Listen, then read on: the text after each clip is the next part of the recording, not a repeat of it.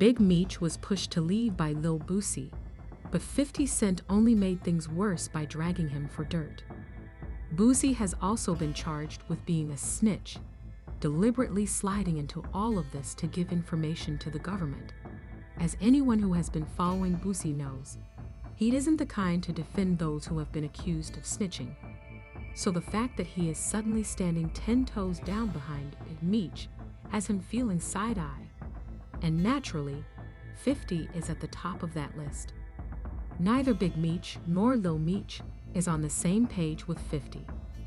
As 50's biggest adversary, Boosie has overtaken Rick, and things will only get more complicated from here.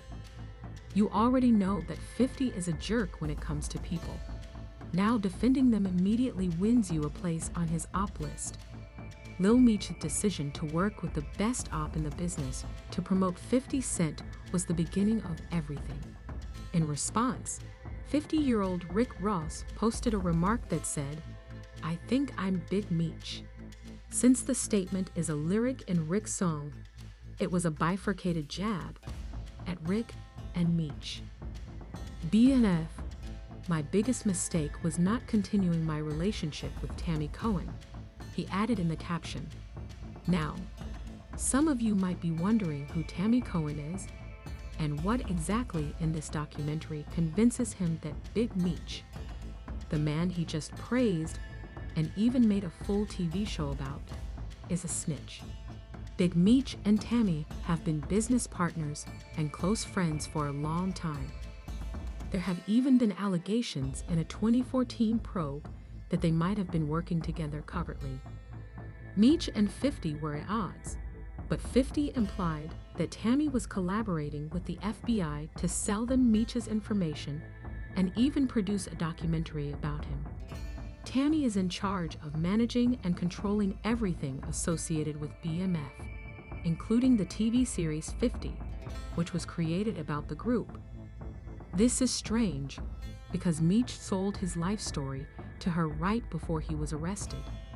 As everyone knows, women don't just refer to guys as their best friends unless they share a strong bond.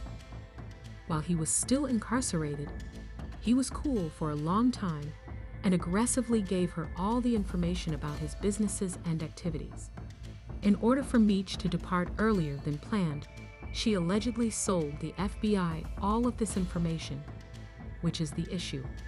She broke up the agreement with the FBI to get her boyfriend out of there after falling in love with him, as it turns out. She's out to get him now that Meech has destroyed their relationship, and this documentary is just an early look at her next endeavor. He is best known to Tammy, who has documentation of his life before, during, and following his incarceration. In this documentary, I don't think I need to tell you how harmful it will be if she tells everything she knows. It's being produced by 50, which makes matters worse. His inclusion of Big Meech's son, Lil Meech, in it and his threat to cancel the show BMF, in which Lil Meech portrays Big Meech, were the last straws. 50 posted a screenshot he captured of the documentary's Lil Meech. "You're upset with me now because I took the shirt off my back for you," Lil Meech said, expressing her anger at Rick for starting this issue in the first place. "It's unbelievable. This man. You behave like I'm your adversary. All I've done for you is love and devotion. I'm also a human. Therefore, I experience my own. But I never betrayed you, F. Ross.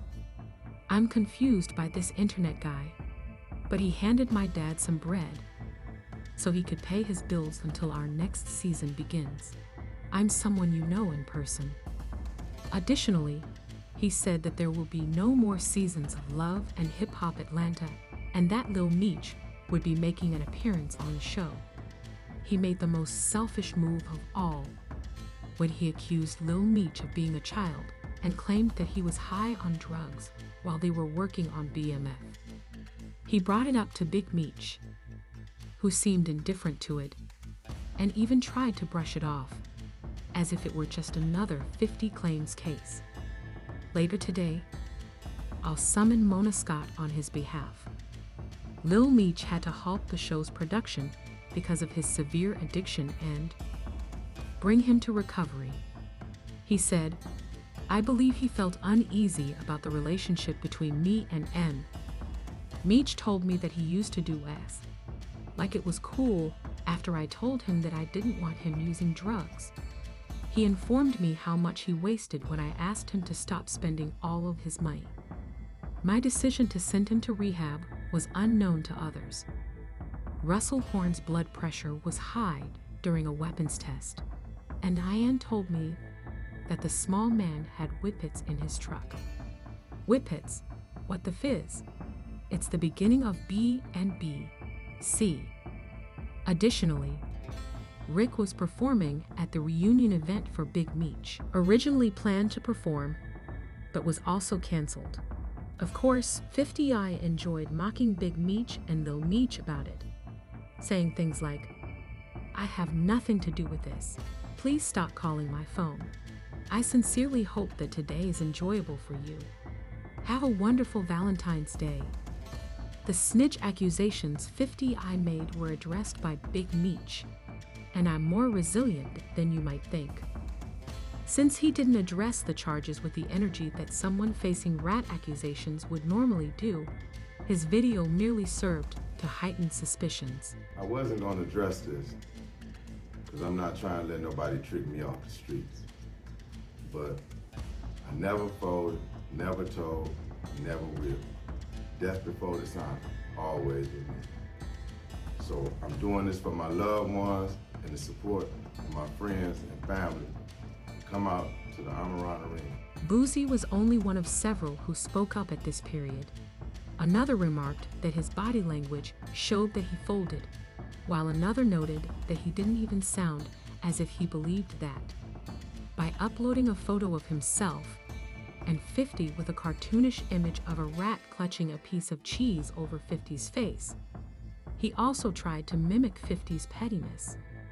Along with delaying 50, he also criticized Lil Meech for allowing them to go to bed at 50, since he put him in a performance, and for not standing up for his father. I mean, if I, man, Meech, bro, I don't know.